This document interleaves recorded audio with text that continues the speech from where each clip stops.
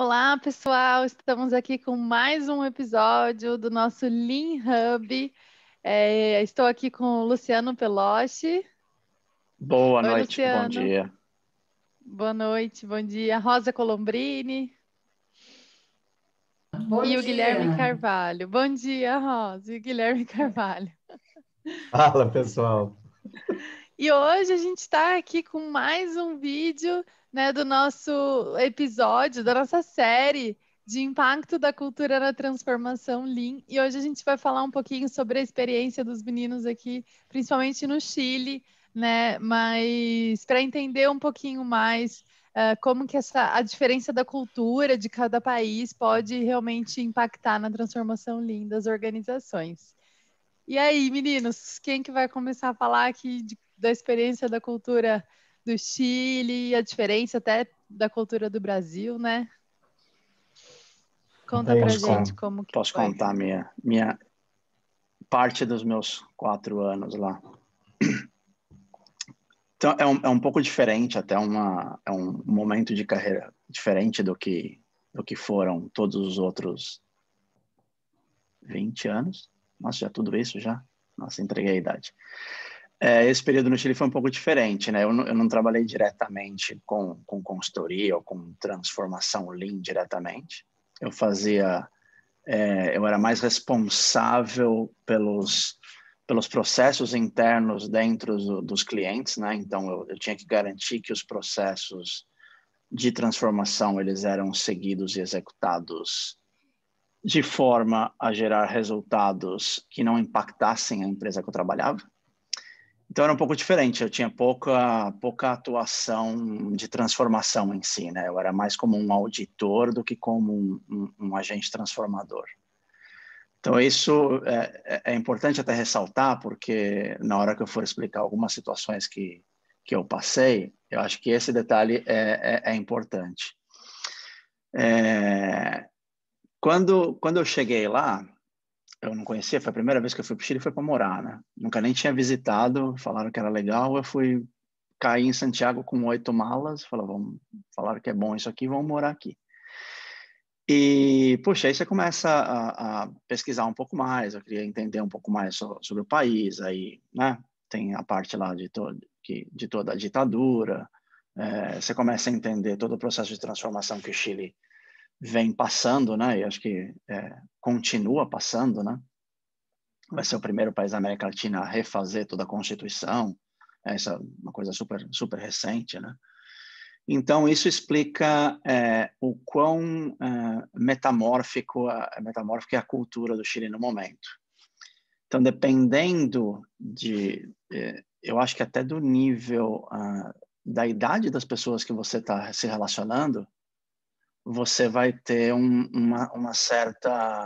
certo nível de aceitação ou não ao que você está propondo. E aí eu estou falando agora de processos de transformação, né? Então, Que você ano pega você foi, Luciano? Eu morei lá de 2014 a 2018. Tá. Então, quando eu me lembro, por exemplo, quando eu falava com pessoas que eram mais seniors, né? Mais seniors seria mais velhos mesmo, né? Que são pessoas que de fato viveram a ditadura, passaram por todo esse processo, já eram pessoas com uma mentalidade muito mais machista, com foco em hierarquia. Então é assim, se o meu chefe mandar eu fazer, eu vou lá e faço. Se você pega essa geração mais nova, que é uma geração que nasceu pós-ditadura, né? Eu sou péssimo com as letrinhas lá, Y, X, Z, Millennials.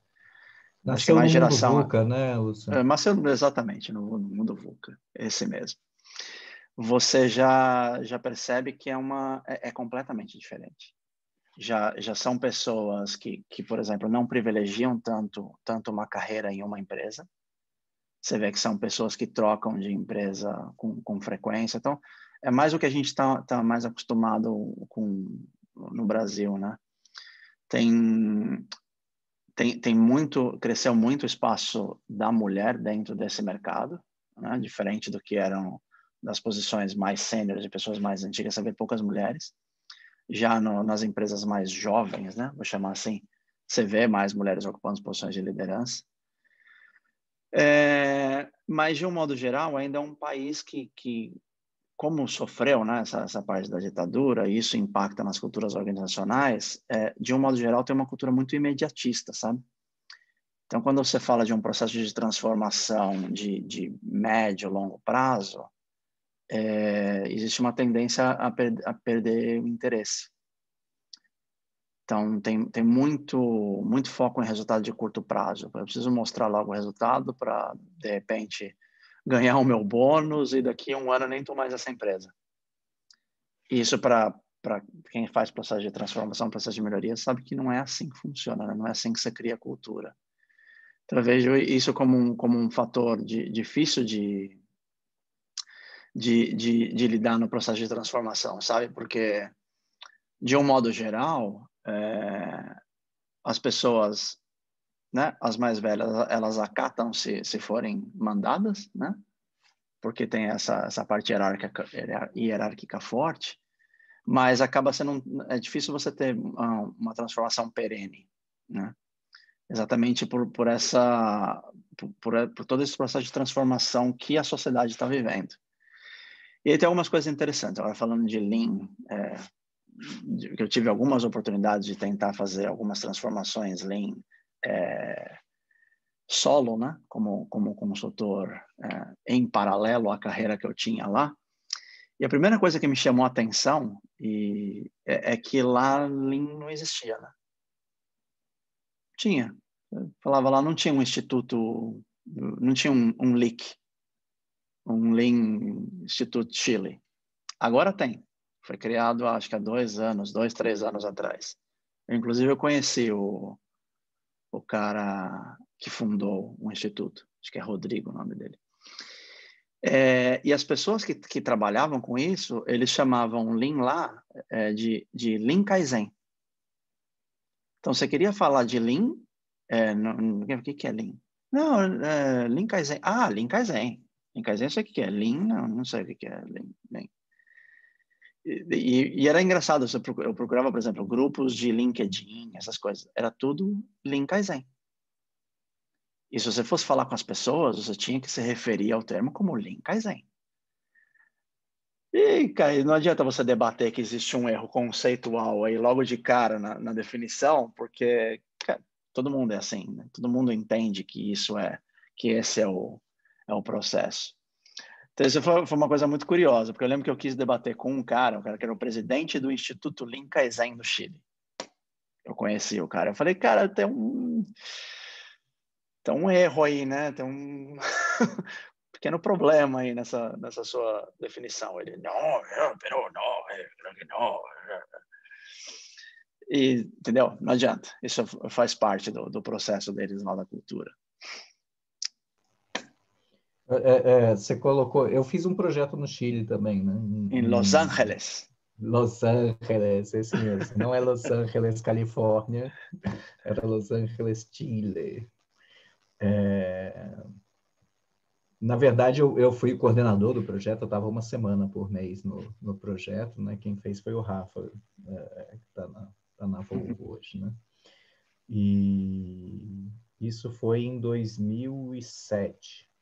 Né? E esse projeto surgiu por causa de um projeto aqui no Brasil, que eu fazia numa madeireira lá em Curitiba, e era uma multinacional americana, familiar, e no Chile os caras tinham uma operação numa joint venture com uma empresa local, e a fábrica era bem maior que a do Brasil, assim. Mas aí a gente fez um projeto de 1 ano no Brasil, deu super certo, foi super bem, e aí os caras, né, os americanos falaram assim, vai lá para o Chile fazer também. Né? E aí o Rafael foi para lá e eu, como fazia o projeto do Brasil, virei o coordenador do projeto lá no Chile, ia lá uma semana por mês. E na época, cara, a gente teve dificuldade de traduzir o material, falando agora do que você estava falando de não existir, né, o Lean Institute lá, né, do Lean está estabelecido lá. A gente, por exemplo, para traduzir produção puxada, eu lembro que tinha vários termos em espanhol para puxado, né, e aí a gente escolheu um lá, né, e usava ele. Então a gente teve dificuldade de traduzir alguns nomes dentro do Lean para o material dos caras. A gente perguntava para os caras, como é que é a produção puxada aqui? O cara, Ele traduziu ao pé da letra, porque não estava estabelecido no mercado, né, esse nome. É muito interessante isso que você falou, porque o hispanohablante, né, o cara que fala espanhol, ele não usa termos em inglês. Sim. Absolutamente nada. Então, até me surpreende que eles falam Lean Kaizen, porque é um termo em inglês e japonês junto, né? Mas eu lembro, por exemplo, quando eu fui fazer um treinamento na Argentina, absolutamente todos os termos eram em espanhol. Até takt time. Takt time é Sério? ritmo del cliente. Ah. Uau, Tem, não até tem? até ketchup? Brincadeira. Pendrive? Eu tô tentando lembrar, Virava molho assim. temperado de tomate. Molho à base de tomate. Não, mas tem muita coisa que agora. Daqui a pouco eu vou desligar para o subconsciente aqui, eu vou lembrar de algumas expressões que a gente usa no dia a dia no Brasil que lá não tinha. Mas deve ser igual português de Portugal também, usa muito menos o estrangeirismo. Né? O cara usa, eles chamam mouse de rato. Mas você No fala... Chile também, no Chile é raton. Ai, gente. Mas você falou do Kaizen, né? E eu lembro que a gente estava há um tempo atrás, antes de começar a pandemia, eu e a Rosa e o professor Lee, a gente tinha se inscrito num programa que ia fazer um treinamento no Japão, né? Num hospital no Japão. E o treinamento era sobre 5S Kaizen, então chamava 5S Kaizen. E aí a gente foi até tentar entender, né, como que é isso no Japão e tal. Então, assim, eu lembro que ninguém sabe o que é Lean no Japão, não existe Lean no Japão, né? Eles chamam de, até onde eu sei, tá? Depois vocês me corrigem se souberem uma informação diferente. Mas que é sistema Toyota de produção, Kaizen, 5S, mas assim, não fala tanto, né, como uma abordagem, uma filosofia, uma coisa assim, né? Acho que é diferente isso lá. E aí nos hospitais mesmo é só 5S Kaizen. Não tem, se alguém souber de outra informação, mas o que a gente soube dessa época do curso era que eles trabalham mesmo 5S Kaizen e era isso que a gente ia fazer lá, inclusive. Interessante isso também, né? Eu lembro de Desculpa, tá uma. falando de Chile, eu fui lá para o Japão, né? Não, mas não tem problema nenhum, porque é relevante. Eu me lembro de uma outra empresa que eu trabalhei que o treinamento de 5S era dado junto com digestão visual. Mas a tática misturava as duas coisas no início. O treinamento de 5S e de gestão visual era o mesmo. Só que não era gestão visual, era o quadro, né? Era o visual. Né? Depois que a gente desenvolveu toda a parte de gestão em si. Né? Eu acho que não é pelo significado do que é a gestão visual, mas quer dizer que é visual, né? Quer dizer, o 5S é visual, torna tudo mais fácil de gerir, porque é visual, e aí vira gestão visual, né? Só rapidinho antes de eu passar a bola para a Rosa, que ela tá louca para falar ali, que eu tô vendo nos olhos dela. Tem um detalhe a mais do Chile, que é assim, que acho que contribui para o fato do Lean não ser tão difundido até então. Eu não sei como é que tá agora, né? Que faz 4 anos que eu já saí de lá. Era uma economia totalmente voltada ao cobre, né? Então, não tinha crise, né? Não tinha problema. Tanto que hoje é o maior PIB da América Latina ainda. O PIB per capita, né? É o maior da América Latina, tem níveis, chegando a níveis europeus, PIB per capita. É de longe o país mais evoluído. De longe, a maior capital da América Latina é Santiago, assim, em termos de desenvolvimento social, econômico e etc. Eu tive a oportunidade de visitar quase todas em Santiago. Quando você chegava em Santiago, você sabia, estou em Santiago, estou em outro lugar. Então, isso talvez... e o tipo de indústria que tinha lá, essa que você falou da madeira, que é clássica, porque eles têm uma parte lá, uma reserva muito grande de madeira lá. Então, existe uma indústria madeireira muito forte. E a maioria das indústrias que tem lá não tem, tipo, montador, essas coisas. Não tem, é tudo importado. Então, tem muitas indústrias de processo de transformação, processos contínuos. Que aí, o que se destaca são as metodologias com base no TPM. Então, você vê as grandes consultorias que tem lá de atuação forte são as que utilizam TPM como modelo de gestão, TPM ou WCM. E aí faz elas mais conseguem sentido ficar aplicar falando bem. E aí faz mais sentido ficar falando de Kaizen, né? Porque você fica fazendo Kaizen na máquina para maximizar o output, né? Exatamente. No processo contínuo. Exatamente. Você ia colocar alguma coisa mesmo, Luciano, Rosa? Ela ia, tá louca para falar. duas coisas assim. Eu pensei a mesma coisa que a Alice a respeito dessa quase experiência vivida no Japão, né? Que a gente se candidatou lá. E estava me lembrando de um dos livros, eu acho que é o livro sobre liderança do Rotter, que ele faz um resgate no Japão de que em algum momento eles tiveram que fazer toda uma estabilização dos profissionais, dos operários na Toyota, né? No sentido de garantir que eles fossem meio vitalícios, vamos dizer, para poder garantir um processo contínuo, né? E por que eu me lembrei disso? Porque o Luciano falou dessa coisa do giro muito rápido, né? Dessa geração que, de fato, não tem... É uma característica geracional, né? Mesmo, assim, não tem uma raiz, não é aquela coisa assim... eu entrei aqui, eu vou me aposentar, eu tenho orgulho de ter trabalhado 30, 40 anos num determinado lugar. Mudou esse paradigma, mudou. Então, esse é um aspecto cultural mundial que até quando a gente pensa em linha, é como tornar como fazer com que as pessoas participem desse processo, acho que é um questionamento mesmo, né? Que o Japão precisou também fazer isso para conseguir garantir um processo de transformação e evitar que ficasse nesse turnover o tempo todo, entra e sai, treina de maneira quase louca, né? Você criar condições das pessoas permanecerem na empresa.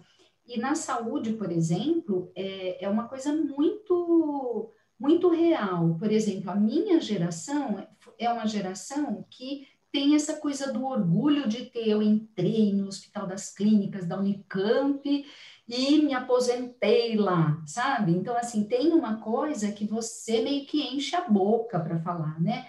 Quando você fala com alguém que estava lá, não tem isso. Então, o que as pessoas muitas vezes estão fazendo muito na saúde? As pessoas giram à medida que o mercado vai mudando. Então, quem me paga, eu vou me transferindo, eu vou migrando para os lugares, e acho que esse é um aspecto bastante interessante e que me remeteu a essa época do Japão, a essa literatura, e ao mesmo tempo da gente pensar como uma consequência da própria globalização, da maneira como está operando hoje a própria transformação mental, né? E das pessoas, a cultura. E não é só quem me paga, né? Na verdade, eu acho que a minha geração tem muito mais assim, tá dentro do meu propósito, eu vou ter uma qualidade de vida naquele trabalho, tá alinhado à minha, né, as minhas crenças ou aquilo que eu acredito, né?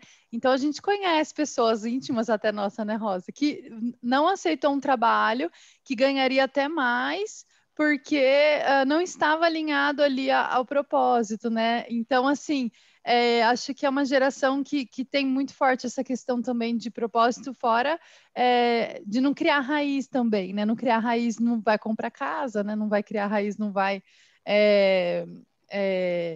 não vai trabalhar para sempre na mesma empresa, né? Então, acho que mudou muito esse perfil. Talvez dê até para falar um vídeo, né? Como que isso pode, que isso pode impactar também na transformação Lean, né? É o que eu vejo, especialmente lá no Chile e acompanhando o que vem acontecendo. Se a gente pensar até na experiência do Japão, né, foi uma necessidade, né, você implementar aqueles métodos, apesar de não ter, né, depois alguém foi lá e empacotou como Lean, um conjunto de ferramentas e transformou no método de gestão. Isso foi uma necessidade. Se a gente olhar hoje o que acontece lá, as indústrias que realmente necessitam, que você tem de fato o desafio de ser competitivo, porque você tem concorrência forte até em mercados internacionais. Lá, por exemplo, eu consigo pensar na indústria de serviços muito forte, tem bancos, seguradoras, e essa você já vê vários processos de melhoria sendo implementados. Então, eu vejo pessoas que trabalharam comigo, que são hoje em dia Scrum Master ou especialistas em sistemas ágeis para desenvolvimento de software para banco, né? Então, você já vê um processo de transformação onde, de fato, precisa.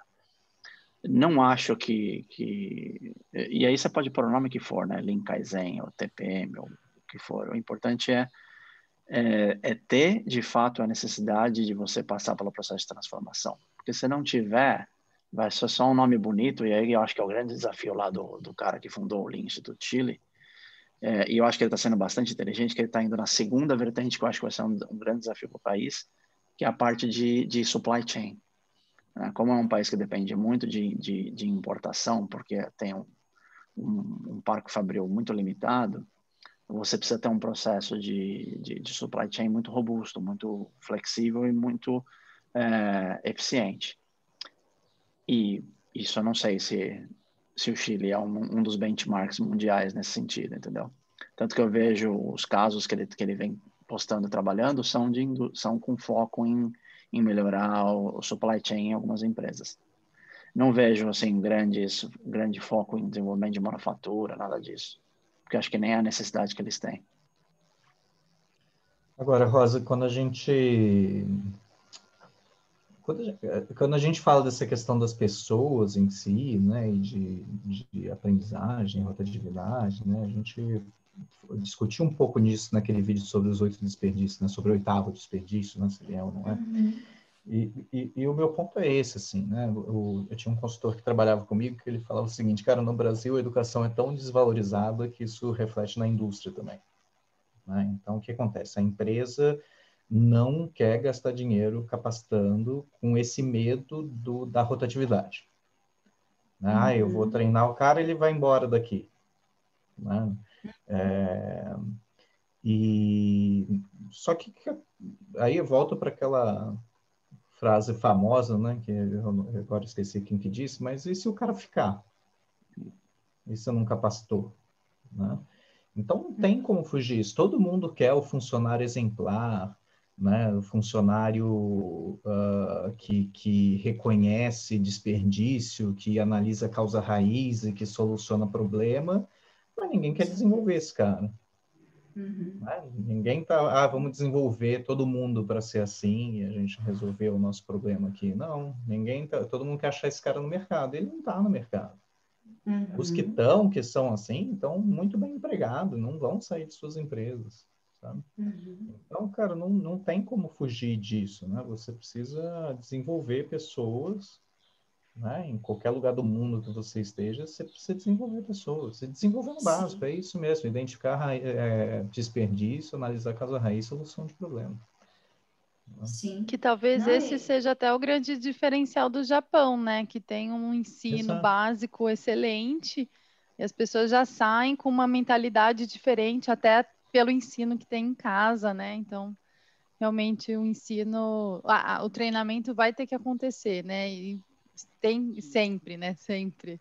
A gente fala isso na saúde muito, né, Rosa? E é aí que as diferenças de aspectos culturais realmente impactam, né? Eu espero que a gente consiga trazer aqui alguém para fazer um episódio sobre o Japão, mas é isso, porque aí a cultura de você ter a disciplina, né? Ter a abertura, né? Ter realmente empoderamento das pessoas para fazer as melhorias, para indicar as melhorias, que faz bastante diferença. Né? Eu acho que é fundamental isso, sabe? E assim, fico pensando que no Japão, do que assim, a gente acabou estudando, uma das coisas que mais favoreceu a recuperação no pós-guerra foi, de fato, ter o sistema educacional muito bem estruturado, de muito tempo. Então, assim, eles tinham um sistema educacional. Na Alemanha, por exemplo, também, o sistema educacional foi desde o século XVII. Assim, o império era uma coisa que colocava como a educação sendo prioritária. Na Argentina, a educação para todos era do século XIX. Então, a base educacional é fundamental para você realmente pensar em transformação cultural, né? E desenvolver as pessoas. Mas eu vou contar um pouquinho do processo educacional aqui da Austrália. O Léo tem 9 anos, nunca fez uma prova. Amo. Depois eu explico. Legal. Tá No episódio vendo? Austrália a gente fala disso. Muito bom, legal. Muito bom, pessoal. Então é isso aí, pessoal. Obrigado. Acho que foi bacana. A gente já está pensando em vários outros vídeos aqui, né? Mas obrigado para você que está acompanhando aqui com a gente. Já, se você ainda não está inscrito no canal, aproveita para se inscrever. Curte esse vídeo também para nos ajudar e faz o seu comentário, né? O que você achou? Se você já teve alguma dessas experiências, se você concorda com isso. E a gente te espera também no próximo vídeo. Obrigada, pessoal. Valeu. Falou. Valeu.